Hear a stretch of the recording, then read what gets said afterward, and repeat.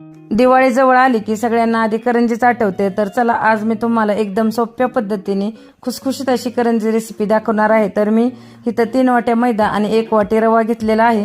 रवा घेतल्यामुळे करंजी आपली एकदम खुसखुशीत बनते. आता आपल्याला त्यामध्ये 1 वाटी तुपाचं मोहन घालायचं आहे आणि चांगलं पीठ हाताने चोळून घ्यायचं. त्यानंतर थोडं थोडं पाणी घालून सैलसर असा गोळा मळून घ्यायचा आणि अर्ध्या तासासाठी आपल्याला साईडला ठेवून द्यायचं आहे.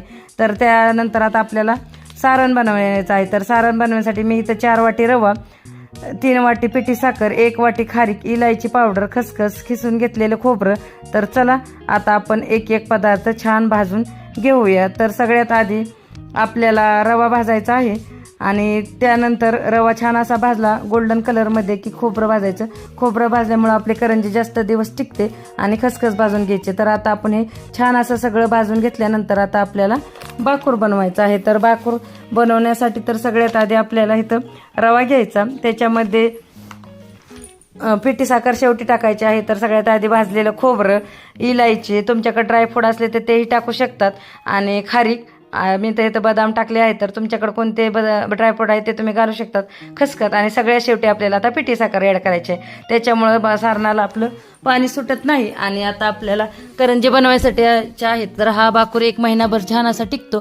तर ज्यावेळेस आपण करंजी बनवतो त्यावेळेस साईडला एका प्लेटमध्ये बाकूर घ्यायचं आणि त्याच्यामध्ये थोडंसं पाणी घालायचं आणि म्हणजे आपण ज्यावेळेस करंजी खातो त्यावेळेस करंजीचा ठसका लागत नाही पाणी घातल्यामुळे. आणि आता आपण जसं पापडाला लाट्या करतो तशा छान लाट्या बनवून घ्यायच्या आणि लाट्या चाकूने कट करायच्या. त्यामुळे पटकन आपल्याला बनताना अशा साच्याच्या पद्धतीने तुम्ही करंज्या बनवून घ्यायच्या आहेत.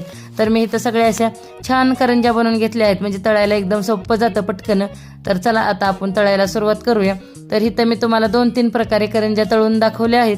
त्याच्यामुळं काय होतं की आपण ज्यावेळेस करंज्या तळतो तर थोडा कमी गॅस करायचा आणि जरा गोल्डन ब्राऊन कलरमध्ये सगळ्या करंजी कमी गॅसवर तळून घ्यायच्या आहेत. तर इथं आपण पाहू शकता तुम्ही एकही आपली करंजी तुटलेली नाही. एकदम परफेक्ट असं एका फॅमिलीसाठी चांगल्या अशा एक टोपलभरची करंजी छान होत्यात आणि आपण तुम्ही पाहू शकता एकही करंजी तोडली नाही. तर इथं अशाच मी तुम्हाला 2-3 वेळा करंज्या दाखवल्या आहेत तळून. त्याच्यानंतर तुम्ही पाहू शकता जे तेल आपलं राहिलं आहे त्याच्यामध्ये काहीच नाही कचरा, फक्त हे जे आपल्याला पीठ वगैरे त्याचंच आहे. करंजी एकही फुटलेली नाही. छान अशा आपल्या करंजी तयार आहेत. तर चला आवडल्यास लाईक, शेअर आणि सबस्क्राईब करा आणि तुम्हाला कशा वाटल्या करंजी नक्की सांगा.